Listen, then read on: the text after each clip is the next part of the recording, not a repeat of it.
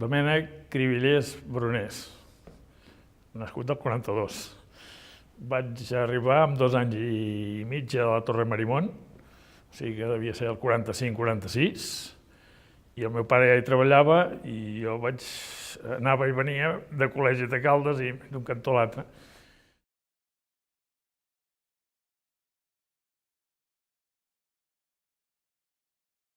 Jo quan vaig arribar allà ja era l'època de la misèria, que dic, l'any 45, que no va ploure, és la vegada que ha plogut menys que des que jo tinc dades meteorològiques.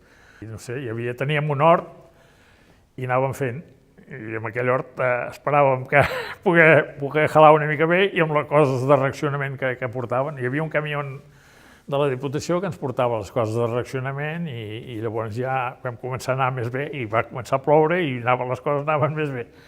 El que passa que allà, deien els alumnes, per exemple, els alumnes menjaven molt bé perquè hi havia coses collides allà, i al fer collides allà ja deien ous, carn i patates te'n ompliran les butxaques, i això no fallava. O sigui que la cosa del reaccionament anava bé perquè com que hi havia collita de patates, collita de carn i tot això, tot això era un avantatge que deien, oh, cony, menjo més bé que a casa, deien alguns. Al 45 jo el que recordo és haver vist quan se saludaven aixecaven la mà allà. O sigui que això es va anar canviant. Després també els alumnes, segons si tenien el monitor del Frente Juventudes, també aixecaven la bandera i algun cantava cara al sol i pujar i baixar banderes, al dematí pujar-les i a la nit baixar-les, però això eren 4 dies perquè se'n cansaven de seguida. El professor, sobretot, que la feina de l'horari no li anava massa bé, doncs ja anava bé pels altres.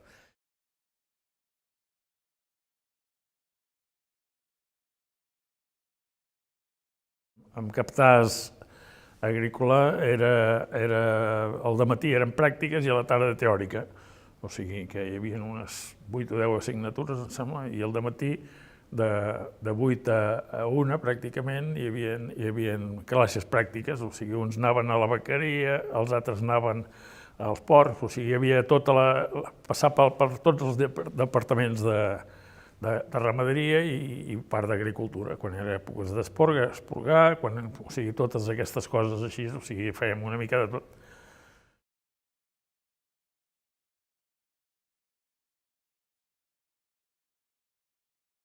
Home, en aquell temps el que passa que hi havia unes... Per exemple, en Captàs agrícola, com que estava pensat per pagesos, o sigui que hi havia gent que tenia un baix nivell i enviava els fills a l'escola. I llavors resulta que venien els rebotats de l'Escola Superior d'Agricultura, o sigui, de peritatge, que aquells, com que no passaven allà, llavors hi havia una barreja que era curiosa i bonica al final, perquè uns ensenyaven als altres moltes vegades, perquè els que eren de pagès l'agricultura la dominaven a base de bé i en canvi els de ciutat no remanaven res, o sigui, uns ajudaven els altres i els altres, com aquell qui diu, com que llavors no hi havia aquests mitjans de comunicació, moltes vegades es quedaven els fins de setmana a l'escola i així, inclús aquí a Caldes es notava molt quan venien a Caldes i així. I resulta que els de ciutat ajudaven al revés, llavors els de pagès s'anaven a veure la ciutat amb els d'allà i o sigui, hi havia un conjunt tot especial i que amb els estudis tampoc es podia apretar massa perquè uns tenien un nivell més baix i els altres més alt i es havia d'anar fent una mica de cada manera. Com que hi havia els pagesos de l'asfalt i els pagesos de la terra verdaderament. Per exemple, no sé, els de l'asfalt no sabien quasi ni el que era un ametller. I això, els de la terra deien, tu vés a buscar la màquina de collir ametlles i l'enviaven cap al taller a buscar la màquina de collir ametlles i el del taller ja estava preparat i li endossava un sac amb una cadena que pesava 30 o 40 quilos i havia d'anar cap al camp. I deien, no, que has portat la grossa, havies de portar la petita, torna-la cap allà baix. I coses així, bestieses d'aquestes. I els altres del capital també, Déu-n'hi-do. També deien noms tècnics que els altres quedaven així mig encantats, i així de tot. I batalles d'aigua per dalt a les habitacions i coses d'aquestes era...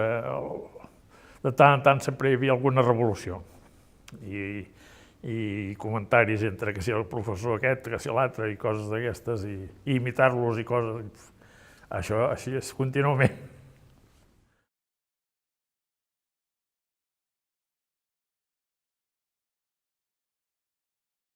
Bueno, hi havia els tractoristes, llavors hi havia els ajudants d'agricultor, que dic jo, que aquests es carregaven, per exemple, feien les pràctiques amb els alumnes per fer, no sé, per fer tractaments fitosanitaris i aquestes coses, i per esporgar arbres i altres coses, o sigui, una mica de tot. I llavors hi havia els que es cuidaven, per exemple, a cada secció hi havia un responsable de la ramaderia, per exemple, als porcs hi havia una persona, a la vaqueria dues, perquè hi havia més feina.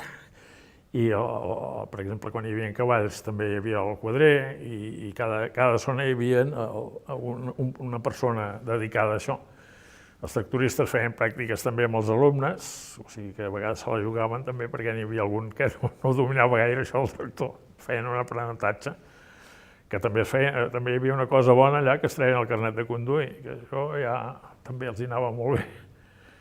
I després també hi havia el que és els professors, que cada un feia les seves assignatures, o sigui, hi havia, per exemple, el que feia indústries, que era l'elaboració del vi, cosa que no hi he entès ara des que van passar a la formació professional, o sigui, que els hi ensenyes a fer vi, llavors no puguis tindre vi a l'escola per veure. O sigui que no he acabat d'entendre mai això. O sigui, elaborar vi i després també elaborar formatge. També hi havia part d'oli, o sigui, anàlisis d'oli, anàlisis de llet, anàlisis de vins, també, hi havia tot això. Això dels anàlisis moltes vegades m'ha tocat a mi, d'això, perquè, esclar, hi portava des de l'any 58 que ja en sabia de fer anàlisis i aquestes coses, anar millorant i anar investigant cada vegada més, o sigui, totes aquestes coses així. Hi havia també un encarregat, per exemple, dels alumnes, de les pràctiques dels alumnes, que és el que distribuïa tota la gent perquè fessin la roda ben feta, i després, esclar, a cada zona hi havia personal que treballava a la Diputació, o sigui, hi havia, em sembla que eren 11 ajudants d'agricultor i uns 10 oficials, que també hi havia els que portaven els cavalls i tot això, perquè en el temps antic s'ensenyava a enganxar els carros i totes aquestes coses, i anar amb el carro por ahí a carregar garbes i coses d'aquestes.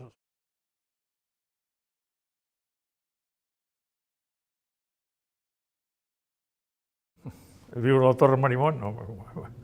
Quan no hi havia ningú s'estava estupendo. Però com que jo he sigut un bàndol sempre intermig, m'ha tocat el rebre per baix i per dalt moltes vegades, o sigui que he hagut d'anar aguantant el xàfec segons com venia. No, per viure allà molt bé, o sigui, l'única cosa que, esclar, jo tenia fills, els havia de portar cap aquí a Caldes, al col·legi, tornar a punt i avall, semblava jo ja el 29, havies d'anar amb cotxe amunt, cotxe avall, i vindre a buscar el pa aquí a Caldes, comprar i viure allà. Quan marxava tothom deies, ui, quina tranquil·litat, estaves la mar de bé, però quan la cosa estava en marxa i vivint allà, sempre, quan fallava alguna cosa, sempre et tocava el rebre, o venia a buscar el sereno, que fas això, que a veure si ho podem solucionar. I com que el viure allà era l'ase dels cops, o sigui, si se n'escapava una la rebia. Inclús quan hi havia vaques i així ja també m'havia passat ajudar al vaquer que li paria una vaca a la nit, cap a fer de comadrona, doncs. I així, una mica de cada manera.